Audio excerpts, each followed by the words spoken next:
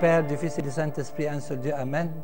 Chers téléspectateurs, comme chaque semaine, je vais vous raconter 5 histoires de la série « Il était une fois » qui abordent différents thèmes sous un jour souvent ludique, dont nous pouvons tirer de bonnes leçons spirituelles et morales. J'espère de tout cœur que ces histoires sauront contribuer à votre bien spirituel. L'histoire, il y a plus de bonheur à donner qu'à recevoir. Un homme plein de sagesse dit à ses enfants, « Si vous cherchez vraiment la sagesse, sachez bien qu'il y a plus de bonheur à donner qu'à recevoir, comme l'a dit notre Seigneur Jésus lui-même. Mais que pouvons-nous donner? Il peut s'agir de choses fort simples, comme un beau sourire que l'on adresse à quelqu'un de triste, des paroles encourageantes envers une personne désespérée, quelques pièces données à quelqu'un dans le besoin, ou encore un regard miséricordieux envers un malade. C'est cela le véritable bonheur. L'histoire de la Bible. La lecture de la Bible est capable d'inspirer le plus grand des pécheurs en lui redonnant l'espoir. À l'inverse, ceux qui ne la lisent pas régulièrement risquent de perdre leur valeur chrétienne, quel que soit leur niveau de sainteté. Une autre histoire, 3 genres de personnes. Certaines personnes sont comme la nourriture, on ne peut pas s'en passer. D'autres sont comme les médicaments, on a besoin d'elles de temps en temps. D'autres encore sont comme les maladies, on les fuit comme la peste. Une nouvelle histoire, Alexandre et Alexandre.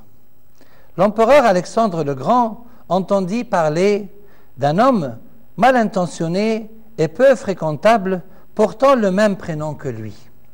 Il décida de l'appeler et lui dit « J'ai entendu parler de ta méchanceté et de ton comportement inadmissible. Alors je te laisse le choix.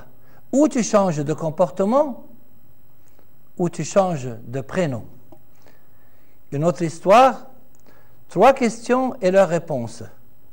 Un roi athée pose les questions suivantes à son ministre chrétien.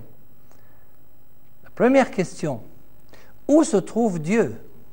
Le ministre amène un morceau de sucre et le met dans un verre d'eau jusqu'à ce qu'il soit dissous, puis pose la question suivante au roi.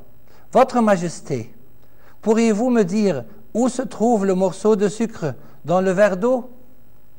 Sans attendre la réponse du roi, le ministre continue et dit « Chaque atome d'eau est plein du sucre dissous, et c'est ainsi aussi que Dieu existe, il est partout. » Deuxième question.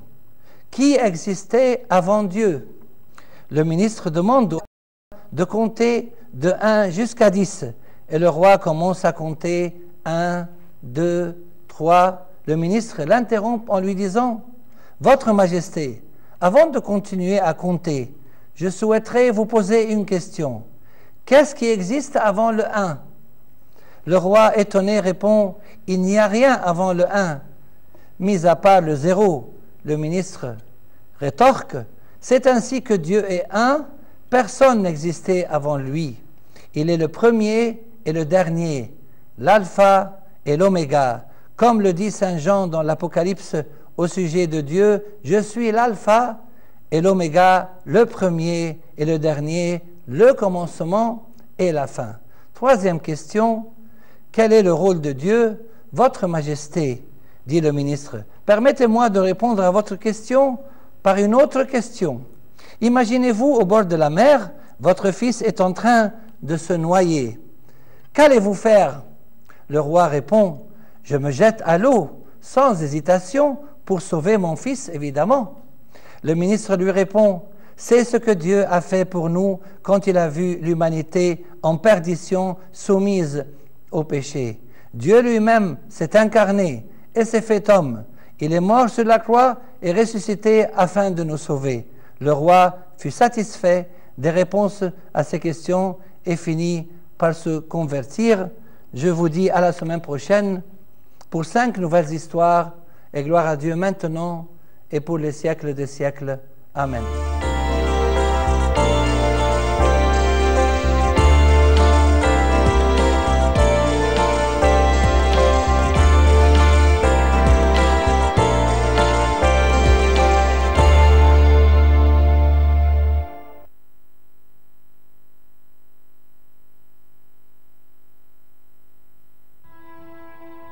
KOK e.V.